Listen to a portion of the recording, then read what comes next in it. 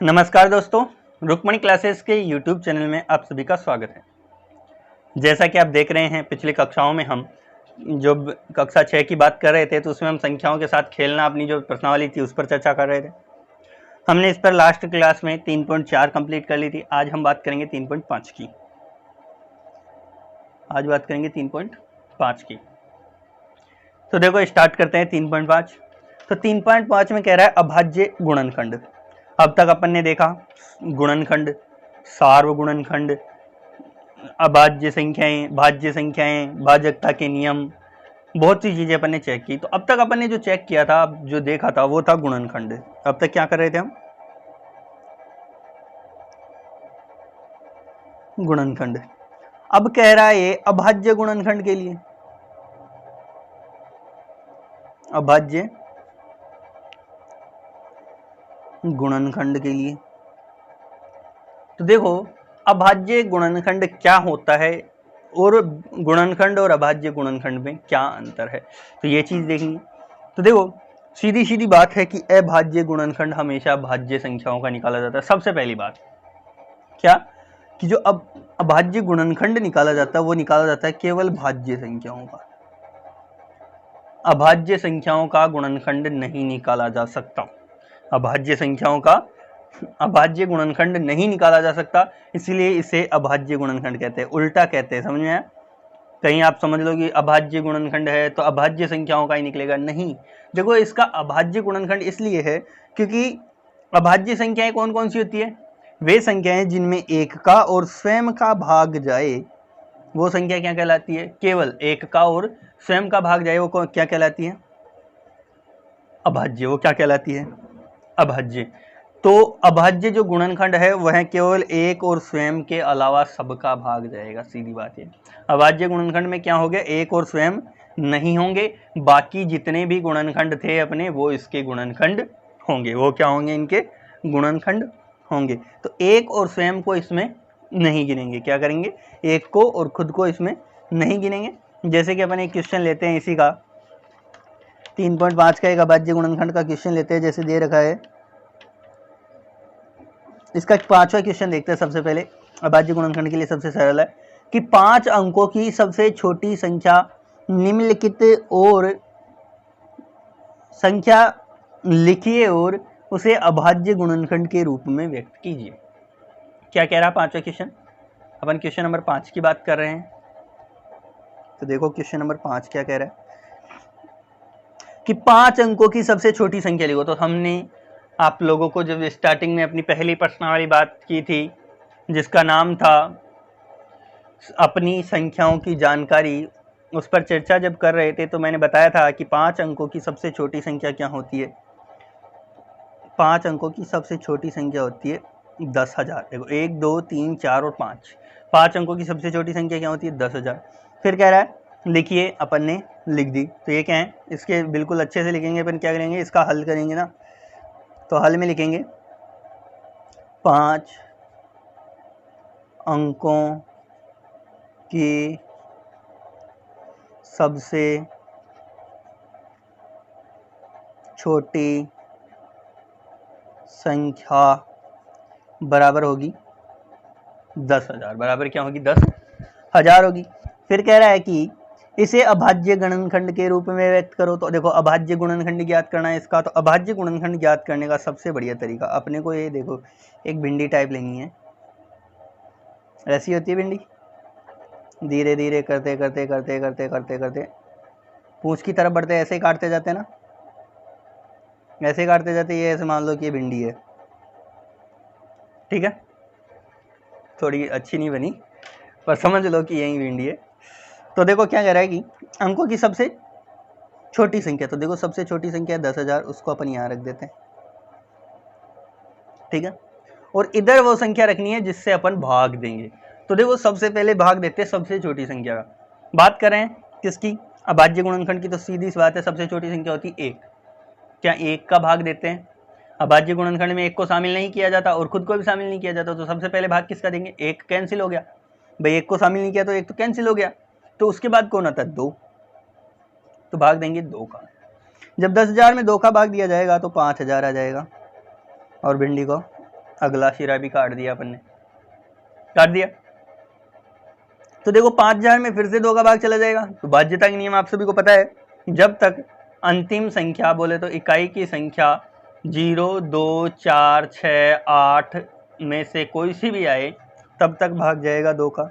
2 का जा रहा है, अब चला गया 2500 बार, फिर 2 का जाएगा 1250, फिर देखो 2 का जाएगा, क्योंकि अब भी इकाई का अंक क्या है 0 है, तो ये चला जाएगा 1225 का 2 बार जाएगा 625 बार। कितनी बार जाएगा 625।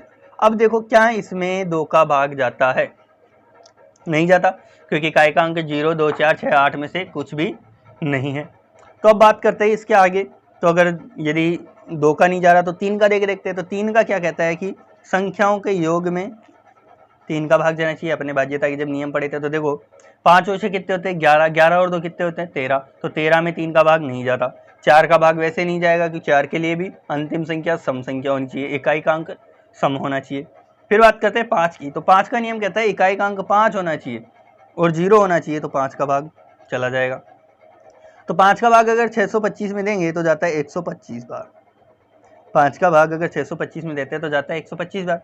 तो फिर से देखो जहां तक अपन संख्या बढ़ गई उससे छोटी संख्या का दोबारा भाग नहीं जाएगा, सीधी बात ये है, क्योंकि छोटी से स्टार्ट किया, जहां तक छोटी संख्या का जा रहा था अपन ने छोटी संख्या का दिया, फिर जहां छोटी संख्या का रुक गया वहीं तो बड़ी संख्या पे आए, तो क्या दोबारा छोटी संख्या का जाएगा, नहीं जाएगा। तो फिर से इसमें किसका जाएगा 5 का भाग जाएगा, और 5 का भाग 125 में जाता है कितनी बार 25 बार। फिर 25 में कितनी बार जाता है 5 का भाग 5 बार, और 5 में कितनी बार जाता है 1 बार। तो देखो भिंडी की पूंछ आ गई, आगे 1 आ गया ना अपने पास, तो यहीं पर इसको काटना छोड़ देते हैं, ये नीचे लाइन नहीं खींचते हैं, केवल 1 आ गया वहीं पे इसको छोड़ देना। अब इसका जो गुणनखंड है, अभाज्य गुणनखंड है, उसको किस प्रकार दर्शाते हैं, देखो 10,000 था बराबर में, देखो ऊपर वाली संख्या को 2 गुणा 2 गुणा 2 गुणा 2 गुणा 4 2 थे, 1 2 3 4, 1 2 3 4, फिर 4 बार 5 है, फिर 4 बार 5 है, तो 1 2 3 और 4, ये क्या हो गया इसका अभाज्य गुणनखंड आ गया। ये क्या आ गया इसका अभाज्य गुणनखंड आ गया। तो समझ में आया क्या करना है अपने को। अब अगर अपनी गणित की भाषा में बात करें तो एक स्ट्रक्चर तैयार करना है इस प्रकार का, जिसमें इधर वो संख्या निकालनी है जिसका अभाज्य गुणनखंड करना है, और इधर छोटी से छोटी संख्याओं का भाग देते जाना है, और जब तक 1 नहीं आ जाता तब तक भाग देते रहना। जैसे अपन बात करें 400 की बात करते हैं, मैंने उठाया कोई सा भी ऐसी, तो सबसे छोटी संख्या जिसका भाग जाता है 2 का, क्योंकि 1 का कभी नहीं देते, 1 का एक अभाज्य गुणनखंड नहीं होता, ये बात मैंने पहले भी बताई है, फिर से बता रहा हूँ। 2 का देते 200 बार अगला स्तर, फिर 2 का जाएगा 100 बार अगला स्तर, फिर 2 का जाएगा 50 बार अगला स्तर, 2 का जाएगा 25 बार। तो 25 में 2 का नहीं जाता, और 5 और 2 भी होते 7 है, तो 7 में भी 3 का भी नहीं जाता, 4 का नहीं जाएगा, तो सीधा किसका जाएगा 5 का। 5 का 25 में 5 बार और 5 का 1 बार, तो क्या हो गया 400 का क्या हो गया 2 गुणा 2 गुणा 2 गुणा 2 गुणा 5 गुणा 5। तो देखो उससे कितना कम आया 25 गुणा कम है। देखो जैसे 2 5 कम आए ना इधर, तो 50 25, तो ये 25 गुणा कम है, अर्थात यदि 400 को 25 से गुणा करोगे तो क्या आ जाएगा पूरा 10,000 आ जाएगा। ठीक है, तो इस प्रकार अपन क्या निकालते हैं इसका अभाज्य संख्या अभाज्य गुणनखंड निकालते हैं। अब बात करते हैं प्रश्नावली की तरफ बढ़ते हैं। अपन ने अभाज्य गुणनखंड निकालना सीख लिया, तो अब देखें अपन प्रश्नावली की तरफ बढ़ते हैं कि पहला क्वेश्चन कह रहा है कि निम्नलिखित में से कौन से कथन सत्य हैं। कथन की सत्यता और असत्यता यानी कि सच है या झूठ है, इसकी जांच करनी है अपने को। तो किस प्रकार से करते हैं देखिए, देखो कह रहा है कि यदि कोई संख्या 3 से विभाज्य है तो वह 9 से भी विभाज्य होती है।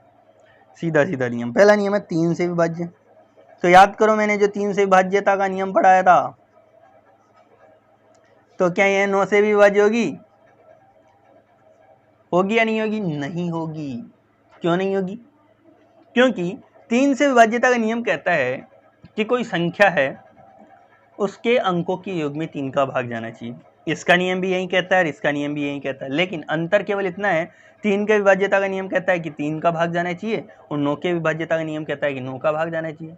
तो देखो जैसे 15 आ गया तो 5 और 1 होते हैं, इनके अंकों का योग हो गया 1 और 5 कितने हो गए 6, तो 6 में तो 3 का भाग पूरी बार जा रहा है, तो कितने आ गए 3 बार आ जाएंगे। तो 6 में तो 3 का भाग 2 बार जाता है, तो 6 में तो 3 का भाग जा रहा है, लेकिन यदि 9 के लिए 15 को चेक करें तो 1 और 5 कितने होते हैं 6 होते हैं। तो 6 में क्या 9 का भाग जाता है पूरी बार? क्या 9 का भाग 6 में पूरी बार जाता है? नहीं जाता। इसीलिए यह अपना क्या हो जाएगा, असत्य हो जाएगा। क्या हो जाएगा, ये पहला क्या हो जाएगा अपना असत्य, अर्थात ए हो जाएगा असत्य। बात करते हैं बी की। यदि एक संख्या 9 से विभाज्य है तो वह 3 से भी विभाज्य होगी। ये चीज अपन क्लियर करेंगे। क्यों? क्योंकि 9 में खुद में कितने का भाग जाता है, 3 का भाग जाता है। जैसे 9 से कोई भी संख्या विभाज्य है, 27 ही मान लेते हैं, तो 7 और 2 होते हैं 9, 9 से विभाज्य है, मतलब 27 9 से विभाज्य है। उसी प्रकार अगर 9 में 3 का भाग देंगे तो यह 9 3 से विभाज्य होगी। अर्थात जो संख्या 9 से विभाज्य है, जो 9 से विभाज्य है वो 3 से तो विभाज्य होगी, लेकिन जो 3 से विभाज्य है वो 9 से विभाज्य नहीं होगी। समझ में आया? अगर छोटी संख्या से कोई संख्या विभाज्य है तो इसका मतलब यह नहीं है कि वह बड़ी संख्या से भी विभाज्य होगी, या कोई संख्या में छोटी संख्या का भाग जा रहा है तो इसका मतलब यह नहीं है कि उसकी गुणज बड़ी संख्या का भी भाग जाए। जैसे 3 के पहाड़े में 15 तो आते हैं, 3 के पहाड़े में 15 आते हैं, लेकिन 9 के में नहीं आते। और उसी प्रकार अगर 9 के में 18 आते हैं, 9 के में 18 आते हैं पर 3 के में भी आते हैं, 9 के में 27 आते हैं तो 3 के में भी आते हैं। अगर आगे बढ़ोगे तो वह भी 3 के में आएंगे। लेकिन अगर 15 की बात करें, जैसे 12 की बात की, तो 9 के में 12 नहीं आते हैं, 3 के में तो आते हैं लेकिन 9 के में 12 नहीं आते। समझ में आ गया? तो इसी प्रकार से अपन इनको सभी को देख लेंगे, आप सभी देख लोगे, क्योंकि विभाज्यता के नियम पर वैसे सभी प्रश्न विभाज्यता के नियम पर आधारित है, आप लोग कर लोगे, क्योंकि विभाज्यता का नियम मैंने आप लोगों को बहुत ही अच्छे तरीके से पढ़ाए हैं। तो देखो दूसरा क्वेश्चन कह रहा है कि यहाँ 60 के लिए 2 भिन्न भिन्न गुणनखंड वृक्ष दिए हैं, उनमें अज्ञात संख्या लिखिए। क्या कहा है कि क्वेश्चन नंबर 2 कह रहा है अपने को 60 के लिए अपने को गुणनखंड वृक्ष दिए हैं। जैसे गुणनखंड वृक्ष मतलब इस प्रकार इसके टुकड़े बनाए हैं, इधर एक टुकड़ा और इधर एक टुकड़ा। यहाँ टुकड़ा है 6 का, ये टुकड़ा है 10 का, फिर इसके 2 टुकड़े, ये 2 और ये इधर क्वेश्चन मार्क, मतलब ये ज्ञात करना है। इधर देखिए तो ये 5 और इधर ये क्वेश्चन मार्क। तो देखो सीधा प्रकार से देखते हैं तो क्या कह रहा है अपने को, ये कर रहा है देखो 6, देखो इन दोनों को गुणा किया 10 से की 60 आ गया, इन दोनों को गुणा किया तो क्या आया 60 आया। इसका मतलब इन दोनों को गुणा करने पर क्या आना चाहिए 6 आना चाहिए।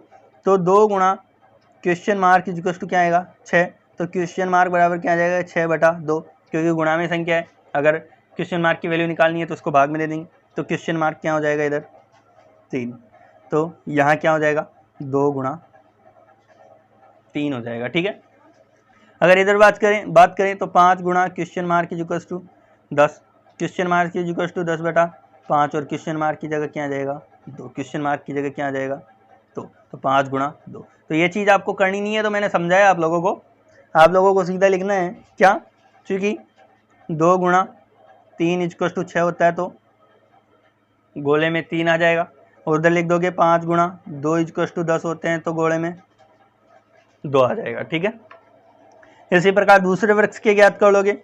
ठीक है, बात करते हैं प्रश्न नंबर 3 की। तो प्रश्न नंबर 3 क्या कह रहा है ये देखते हैं। तो देखो प्रश्न नंबर 3 कह रहा है कि एक अभाज्य संख्या के अभाज्य गुणनखंड में किन गुणनखंडों को सम्मिलित नहीं किया जाता है। क्या कह रहा है कि एक कोई भाज्य संख्या है, क्वेश्चन नंबर 3 कह रहा है कि कोई भाज्य संख्या है, उसके यदि अभाज्य गुणनखंड ज्ञात करें, अभाज्य गुणनखंड अगर ज्ञात करें तो कौन कौन सी संख्या को शामिल नहीं किया जाएगा। तो अभी मैंने बताया था 1 को और स्वयं को, अर्थात अभाज्य संख्या निकल जाए इन दोनों को सम्मिलित नहीं किया जाएगा। तो क्या लिखेंगे अपन इसके लिए अपन इस प्रकार से लिखेंगे कि एक भाज्य संख्या के अभाज्य गुणनखंड में एक तथा स्वयं को उस संख्या को सम्मिलित नहीं किया जाता। अर्थात अभाज्य किसी भाज्य संख्या के अभाज्य गुणनखंड में, भाज्य संख्या के अभाज्य गुणनखंड में एक व उस संख्या को खुद को या उस संख्या को स्वयं को सम्मिलित नहीं किया जाता है। समझ में आया? आगे बात करते हैं क्वेश्चन नंबर 4 की। तो 4 कह रहा है कि 4 अंकों की सबसे बड़ी संख्या लिखिए और उसे अभाज्य गुणनखंड के रूप में व्यक्त कीजिए। देखो 4 अंकों की सबसे बड़ी संख्या, आप लोगों को बताया था बड़ी संख्या हमेशा 9 वाली होती है। सीधी बात है, 9 वाली संख्या हमेशा बड़ी होती है। क्यों? क्योंकि देखो जैसे गिनती शुरू करते हैं अपन 0 से, 1 2 3 4 5 6 7 8 और 9, फिर आते 10 पे। तो एक अंकों की सबसे बड़ी संख्या क्या होगी? एक ही अंक है जिसमें 9, मतलब हर जगह यदि बड़ी संख्या की बात हो कितने भी अंकों की, तो वह संख्या कौन सी होगी? 9 वाली। और अगर सबसे छोटी की बात हो तो कौन सी होगी? 0 वाली। लास्ट में अगर 0 आ रहा है तो सबसे छोटी संख्या होगी। जैसे 0 यहाँ पर भी सबसे छोटी संख्या है, 10 है तो 10 छोटी संख्या, 100 3 अंकों की छोटी संख्या, 1000 4 अंकों की छोटी संख्या, 10,000 5 अंकों की छोटी संख्या। अगर 9 की बात करें तो 9 1 अंक की बड़ी संख्या, 99 2 अंक की बड़ी संख्या, 999 3 अंक की बड़ी संख्या, और 4 अंक की बड़ी संख्या क्या हो जाएगी? 9999 9999। सबसे पहले सबसे छोटी संख्या का भाग, 1 का भाग अपन देंगे नहीं, 1 का भाग अपन देंगे नहीं क्योंकि 1 क्या है? अभाज्य गुणनखंड में सम्मिलित नहीं की जाती। बात करते हैं 2 की। तो 2 के लिए नियम कहता है कि इकाई का अंक 0 2 4 6 8 में से कुछ होना चाहिए। तो क्या इकाई का अंक इनमें से कुछ है? नहीं, इकाई का अंक 9 है। अब बात करते हैं 3 की। तो 3 कहता है कि इनके अंकों का योग, 9 दूनी 18 9 3 36 36 हो रहा है। 36 में क्या 3 का भाग जा रहा है? तो 12 दिया, 36 में 12 बार जाता है, 36 में 12 बार भाग जाता है। या फिर अगर फिर भी बड़ी आ रही है तो इन दोनों को और जोड़ लो, 9 में 3 का भाग दे लो, कितना जाता है? 3 बार जाता है। इसका मतलब संख्या में भाग जा रहा है। तो क्या करेंगे? 3 का भाग देंगे। कितनी बार जाता है? 3 3 9 3 3 9 3 3 9 3 3 9। फिर बात करते हैं, फिर से 3 का चला जाएगा, 3 एकम 3 3 एकम 3 3 एकम 3 3 एकम 3। अब जाएगा 11 का, सीधा 11 का क्यों जा रहा है? क्योंकि इकाई का अंक 1 आ रहा है। अगर इसका नियम देखें अपन तो क्या कहते हैं? सम स्थानों की संख्या 1 + 1 माइनस विषम स्थानों की संख्या 1 + 1, 1 और 1 2 माइनस 1 और 1 2 बराबर क्या हो जाएंगे? 0। अर्थात इनका योग क्या होना चाहिए? घटाव क्या होना चाहिए? 0 हो जाए या फिर कोई संख्या हो जाए जो कितनी हो जाए? 11 से भाज्य हो। ठीक है, तो 11 का भाग दिया तो जाता है, तो 11 एकम 11, फिर 0 11 एकम 11। 0 क्यों है? क्योंकि भाग टूट जाती है। यहाँ पे भाग टूट की 0 लगाते हैं ना अपन। 11 में क्या है? एक बार 1 उतारा नहीं जाता है तो भाग टूट की 0 लगाते हैं, अगली संख्या उतार देते हैं तो 11 हो जाता है। 11 में 11 का भाग एक बार जाता है, 101 बार। तो अब देखो 101 है तो 101 एक अभाज्य संख्या है। आप लोगों को बता दूं कि 101 क्या है? एक अभाज्य संख्या है। तो 101 अभाज्य संख्या में स्वयं या 1 का भाग जाता है। तो 1 का अपन भाग दे नहीं सकते क्योंकि 1 अभाज्य गुणनखंड में सम्मिलित नहीं होता। तो किसका भाग देते हैं? उस संख्या का खुद का। अब बात कहोगे कि सर स्वयं का भी तो नहीं दे सकते। तो भाई संख्या तो 9999 है ना, भाई संख्या तो 9999 है ना, 9999 का थोड़ा दे रहे हैं अपन भाग दे रहे हैं 101 का। समझ में आया कि हम भाग दे रहे हैं 101 का, हम 9999 का भाग नहीं दे रहे हैं। ठीक है, तो इस प्रकार ये 1 आ जाएगा। तो 9999 है, उसके गुणनखंड क्या हो जाएंगे? अभाज्य गुणनखंड 3 गुणा 3 गुणा 11 गुणा 100, 11 गुणा 101। इस प्रकार ये अपना चौथा सवाल था। क्वेश्चन नंबर 4 था अपना, क्वेश्चन नंबर 4 था। 5वां अपन ने पिछली क्लास में हल कर लिया था। अब बात करते हैं 6वें की। तो 6वां कह रहा है कि 1729 के सभी अभाज्य गुणनखंड ज्ञात कीजिए। तो 1729 के अभाज्य गुणनखंड कुछ इसी प्रकार से हो जाएंगे। वहीं फॉर्मेट बिल्कुल 1729 2 से लेके जितनी भी संख्या का भाग जाता है जाते देते रहिएगा। तो सबसे पहले जिसका भी जाएगा आप लोग खुद देख लोगे, क्योंकि अभाज्य मैंने बताया कि विभाजन के जो नियम थे, भाग लेने के जो नियम थे वो मैंने बताए थे आप लोगों को। तो ये चीज़ आप खुद चेक करोगे। इसमें बता दूं कि सबसे पहले 7 का भाग जाएगा। क्यों? क्योंकि इसमें और कोई विभाज्यता का नियम लागू ही नहीं होता। देखो 2 का नहीं होता, इनका अंकों का योग करते हैं तो 3 का भी योग लागू नहीं होता। 29 में 4 का भाग नहीं जाता, 4 का लागू नहीं होता। 5 के लिए एक अंक 0.5 होना चाहिए, नहीं जाता। 6 के लिए 2 का और 3 का जाना चाहिए, दोनों का ही नहीं जा रहा तो 6 का भी कैंसिल हो जाता है। बात करते हैं 7 की, तो देखो अब 7 का भाग अपन पूरी संख्या में देके देखते हैं। तो 1729 में जब 7 का भाग देते हैं, देखो 7 दूनी 14, 15 16 17, 3 बचे 32, 7 1 7 चौक 28, 29 30, 31 32, 4 7 7 49, कितनी बार जाता है 247। इस प्रकार 7 का भाग जाता है सबसे पहले। फिर 247 में अगर भाग दे तो 13 का भाग जाएगा 247 में 19 बार, और 19 का भाग जाएगा 19 में एक बार, क्योंकि 19 भी अभाज्य संख्या है, 13 भी अभाज्य है। और साथ ही मैंने ये कहा है कि अभाज्य गुणनखंड में एक और खुद को शामिल नहीं कहते। कहीं आप ये मान लो कि सर अभाज्य संख्याओं को थोड़े शामिल करता है अभाज्य गुणनखंड में, भाई एक और खुद को शामिल नहीं करते, बाकी किसी भी संख्या को शामिल कर सकते हैं, ठीक है।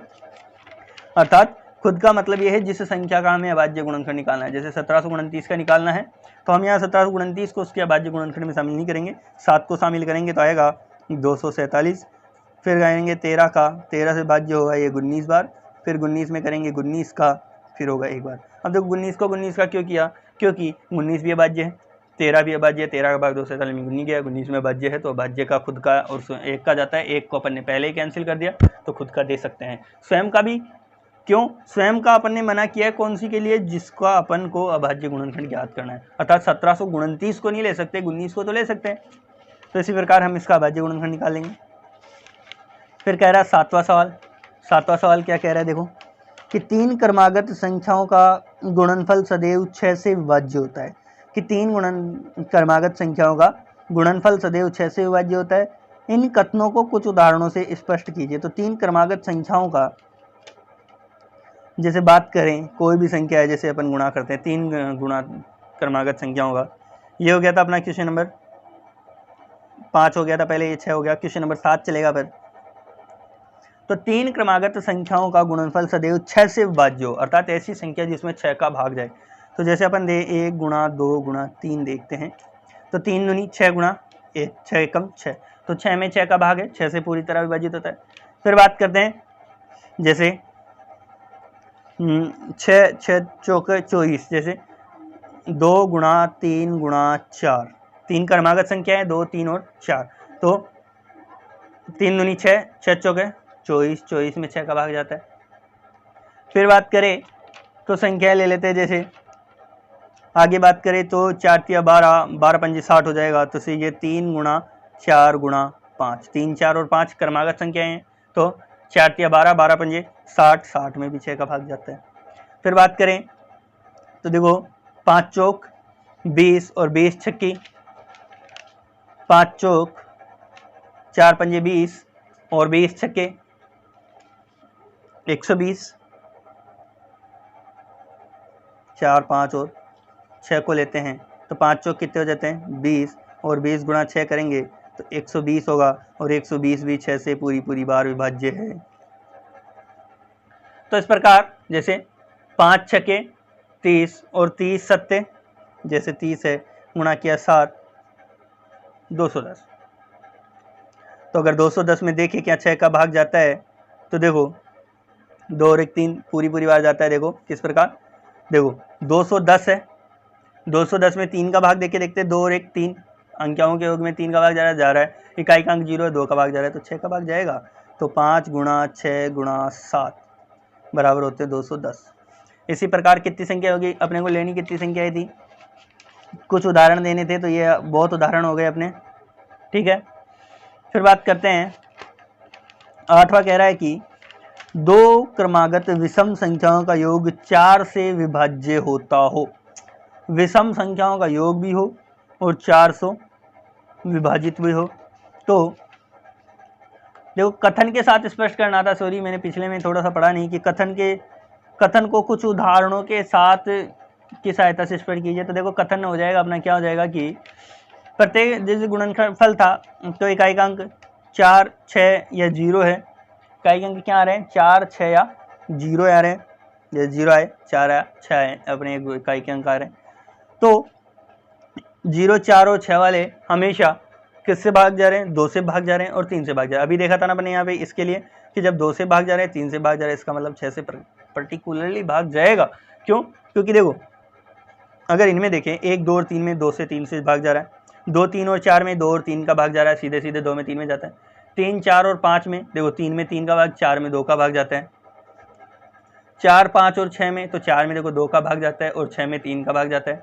फिर बात करें 5, 6 और 7 में तो देखो 6 में 3 का भाग जाता है और 6 में ही 2 का भाग भी जाता है। तो इस प्रकार यह भी उसी में शामिल होगी। तो इस प्रकार अपन इन संख्याओं की जानकारी ले लेते हैं। अब देखते हैं क्या कह रहा है कि दो क्रमागत विषम संख्याओं का योग। तो देखो क्रमागत विषम संख्याएं, तो इसका मतलब ये है कि ऐसे नहीं ले लोगे आप। क्रमागत विषम का मतलब है कि एक छोड़ के एक आएगी, अतः 3, 5, 7, 9, 11, 13, इस प्रकार क्या कि क्रमागत विषम कह रहा है। अगर क्रमागत संख्याएं कहे केवल तो अपने को लेते हैं, अपन स्टार्ट करते हैं 1, 2, 3, 4, 5, 6, 7, 8, 9, 10, इस प्रकार से आगे बढ़ते हैं अगर क्रमागत कहे तो। और कहे क्रमागत विषम तो 1, 3, 5, 7, 9, 11, 13। अगर कहे क्रमागत सम तो 2, 4, 6, 8, 10, आगे बढ़ते हैं इसी प्रकार से। और अगर कहे क्रमागत अभाज्य संख्याएं तो किस प्रकार से बढ़ते हैं, 2, 3, 5, 7, 11, 13, इस प्रकार से आगे बढ़ते हैं। ठीक है, तो इस प्रकार से ही हम इनको हल भी करते हैं। तो जैसे देखो अब इन्हें हल करते हैं। जैसे प्रश्न कह रहा है कि दो क्रमागत विषम संख्याओं का योग सदैव क्या होना चाहिए, 4 से भाग जाना चाहिए। तो जैसे सबसे पहले दो छोटी क्रमागत संख्या देंगे, 3 और 1, 4 विषम संख्या है, 3 और 1, 4। जैसे दो क्रमागत संख्या है 3, 1 प्लस 3, 3 और 1 कितने हो जाते हैं, 4। तो 4 4 से विभाज्य है, बिल्कुल सही। फिर बात करते हैं आगे की 3 और 5 की। 3 और 5 कितने होते हैं, 5 और 3 होते हैं 8, 8 भी 2 से विभाज्य। फिर बात करते हैं 7 और 5 की, तो 7 और 5 होते हैं 12, 5 और 7 कितने होते हैं 12, 12 भी 4 से विभाज्य। फिर बात करते हैं 7 और 9 की, 7 और 9 कितने होते हैं, 7 और 9 होते हैं 16, 7 और 9 होते हैं 16, 16 भी 4 से विभाजित है। फिर देखो 9 और 11 की बात करते हैं, देखो 9 और 11 कितने होते हैं, 20 हो जाते हैं और 20 भी 4 से विभाज्य है। तो इस प्रकार से अपन ये उदाहरण ले लेते हैं। तो क्या हो जाता है भाई, प्रत्येक संख्या के क्रम में 4 का पहाड़ा आ रहा है, 4, 8, 12, 16, 20, तो 4 का पहाड़ा आ रहा है, 4 से सभी संख्या विभाज्य है। तो इस प्रकार से ये संख्याओं का योग, दो क्रमागत विषम संख्याओं का योग हमेशा क्या होता है, 4 से विभाज्य होता है। अगर आगे भी जाए, जैसे किसी भी संख्या पर चला जाए, अभाज्य संख्या, बात किसकी चल रही है अपने, विषम संख्याओं की। तो जैसे विषम संख्याओं पे जाए 61 और 63 को ले लें अपन, 61 और 63 को ले लें। देखो अपने को कथन खुद दे रहा है, अपने को केवल सत्य सिद्ध करना उदाहरणों की सहायता से। वह कह तो खुद ही रहा है कि दो क्रमागत विषम संख्याओं का योग 4 से हमेशा भाज्य होगा, विभाज्य होगा। तो ये चीज़ तो खुद ही कह रहा है, या फिर यह कह रहा है कि क्रमागत 3 संख्याओं का जो गुणनफल होगा वो क्या होगा, 6 से विभाज्य होगा। वह चीज़ वह खुद कह रहा है, अपने को केवल सिद्ध करना है। जैसे 3 और 1 कितने हो गए, 4, 6 6 12, 124 आ गए। तो देखो क्या 4 के पहाड़े के अंत में एक अंतिम दो संख्याओं में किसका भाग जाना चाहिए, 4 का भाग जाना चाहिए। तो 2 और 4 है 24 है, 24 में 4 का भाग जा रहा है कि नहीं जा रहा है, जा रहा है। तो देखो 24 में 4 का भाग देते हैं तो जाता है। तो देखो 4 का भाग अगर इसमें पूरी संख्या में दे तो क्योंकि 24 में जाता है इसलिए पूरी संख्या में भी जाएगा। तो 4 तिया 12 और 4 एकम 4, 31 बार पूरी बार जा रहा है। तो इसका मतलब ये भी सत्य। तो ये उदाहरण अपने को कहीं से भी उठाने हैं, किसी भी जगह से उठाने हैं, कोई भी क्रमागत संख्या का उदाहरण उठाने हैं। जैसे यहाँ पर भी अपन ले लें 10, 11 और 12, 10, 11 और 12 तीन संख्या ले ली मैंने क्रमागत। इन संख्याओं का गुणनफल करेंगे। जैसे अगर ऐसे ही देख लें अपन तो देखो 12 है वो 2 से विभाजित है और 3 से भी विभाजित है, समझ में आया। यहाँ 10 है ये भी 2 से विभाजित है, तो इसका मतलब यहाँ 6 से विभाजित होगी, सीधी सीधी बात है। तो इस प्रकार से अपन ये चीज़ें चेक कर लेते हैं। बात करते हैं क्वेश्चन नंबर 9 की। तो 9 कह रहा है कि निम्नलिखित में से किन व्यंजकों में अभाज्य गुणनखंड किए गए हैं। तो देखो अभाज्य गुणनखंड की बात कर रहा है, तो देख लो आप लोगों को क्या करना है, इनको गुणा करके देख लेना। जैसे 24 का दिया हुआ है, 24 = 2 × 3 × 4, तो 4 तिया 12, 12 दूना 24। इसका मतलब अभाज्य गुणनखंड किया गया है एक का, एक का किया हुआ है, एक का नहीं किया हुआ। क्यों? क्योंकि जैसे 24 है, इसका अभाज्य गुणनखंड है तो वो होगा 2, 12, 2, 6, 2, 3 और 3। तो होगा 2 × 2 × 2 × 3 होगा। वहाँ पर गुणा में तो देखो 2 गुणा उसने क्या दिया है, 24 का दिया है अपने को 2 × 3 × 4, ये 4 गलत दे दिया। ये 4 गलत दे दिया। अगर इसको यहाँ 2 गुणा 2 लिख देता वहाँ पर, अगर मैं ऐसे लिख देता 3 गुणा 2 गुणा 2, तो यह सत्य होता, लेकिन उसने सीधा 4 लिख दिया और यह क्या हो गया, गलत हो गया। तो इसका मतलब इसका अभाज्य गुणनखंड नहीं किया गया, क्योंकि 4 के भी टुकड़े हो सकते हैं। गुणनखंड, अभाज्य गुणनखंड का सीधा सीधा तात्पर्य यही है कि अंतिम टुकड़े, वह संख्या जिसको जितना काट सकते हैं उतने काटापीटी करने के बाद वह संख्या प्राप्त हो। 10वां क्वेश्चन कह रहा है, देखो, बिना भाग किए ज्ञात कीजिए कि क्या 25,110 संख्या 45 से विभाज्य है। तो देखो 45 से विभाज्य के लिए सबसे पहले अपन ज्ञात करते हैं कि 45 किससे विभाज्य है। 45 विभाज्य होती है, देखो, एक तो 5 से, और 4 और 5 होते हैं 9, तो एक 9 से, एक 3 से। इन संख्याओं से संख्या विभाजित है। तो जो संख्या दी है अपने को कितनी, 25,110, तो क्या यह इनसे विभाज्य होती है या नहीं होती है। अगर 5 और 9 से विभाज्य हो जाए, अगर वह संख्या 5 और 9 से विभाज्य हो जाती है, जैसे 25,110, देखो 5 से विभाज्य हो रही है। अब बात करते हैं 9 से, 5 और 2 7, 8 और 1 9, 9 से विभाज्य हो रही है। इसका मतलब यह संख्या 45 से विभाज्य होगी। सीधी सीधी बात है कि कोई संख्या दे, कोई शुभ संख्या दे दो, जैसे कहते हैं आपको कि 60 से विभाज्य होती है या नहीं होती है। तो 60 के लिए सबसे पहले देखो, एक तो 10 से विभाज्य है, एक 3 से 6 से विभाज्य है। 6 के विभाज्य का नियम 2 और 3 से विभाज्य होनी चाहिए। तो 10, 2 और 3 से कोई संख्या विभाज्य है, तो इसका मतलब है पक्का 60 से भी विभाजित होगी। इस प्रकार से आप लोगों की चीज़ें चेक कर लेनी, ठीक है। 11वां क्वेश्चन कह रहा है कि संख्या 18 2 और 3 दोनों से विभाज्य है। यह 2 और 3 6 से विभाज्य होगी। इस प्रकार एक संख्या 4 और 6 दोनों से विभाज्य है।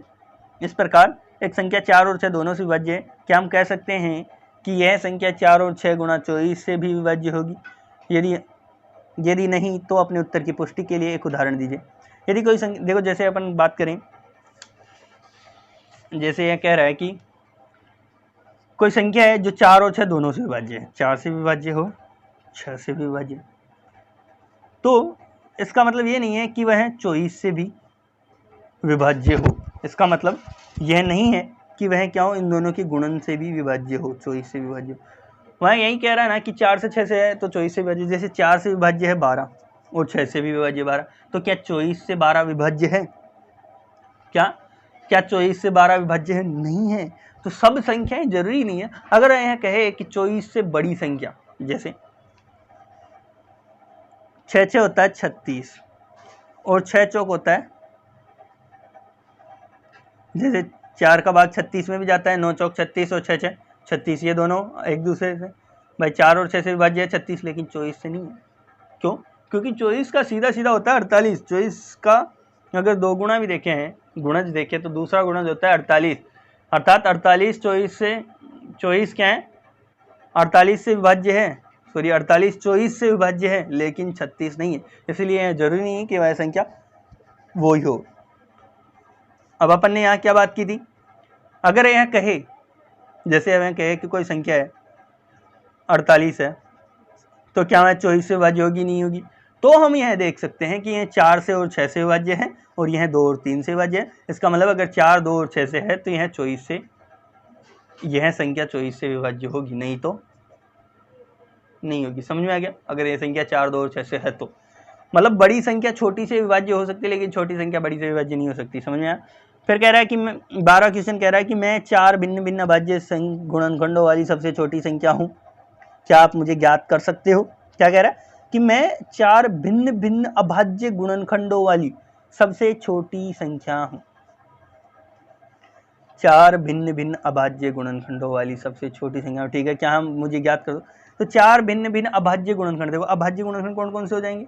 2, 3, 5 और 7। सबसे छोटे 4 अभाज्य गुणनखंड है भाई, 4 टुकड़े हैं ना सबसे छोटे अभाज्य। भाई अभाज्य टुकड़े हैं जिनके कोई और टुकड़े नहीं हो सकते, सबसे छोटे टुकड़े हैं लगातार। तो एक 2, एक 3, एक 5 और एक 7। क्यों? क्योंकि 2 का भाग जाए 3 का। फिर देखो अगर 4 को लेते हैं हम, क्या फिर अगर 4 को लेते हैं हम, तो पहले से ही 2 का भाग जा रहा है ना भाई। अभाज्य गुणनखंड मतलब है कि हमेशा संख्याओं का अभाज्य संख्याओं का ही भाग जाएगा। इनमें जो भाग जाएगा वो अभाज्य संख्याओं का ही जाएगा, कभी भी भाज्य संख्या का नहीं जाएगा। केवल 2 भी क्या है, एक अभाज्य संख्या है, तो अभाज्य संख्या का ही भाग जाएगा। केवल एक और खुद को छोड़कर किसी भी अभाज्य संख्या का ही भाग जाएगा। तो जैसे 4 है तो 4 तो 2 से पहले से विभाज्य। अगर यहाँ बात करें तो 6 आता है, तो क्रमागत 4 संख्याओं की बात थी तो 6 भी तो 2 और 3 से विभाज्य है, इसीलिए 4 और 6 को नहीं लेते हैं, 2, 3, 5 और 7 से लेते हैं। तो इन सभी को गुणा करते हैं तो इनका योग होता है 210, गुणनफल होता है 210। अर्थात हमारी संख्या 210 है जो 2, 3, 5 और 7 लगातार 4 अभाज्य गुणनखंडों से विभाजित है।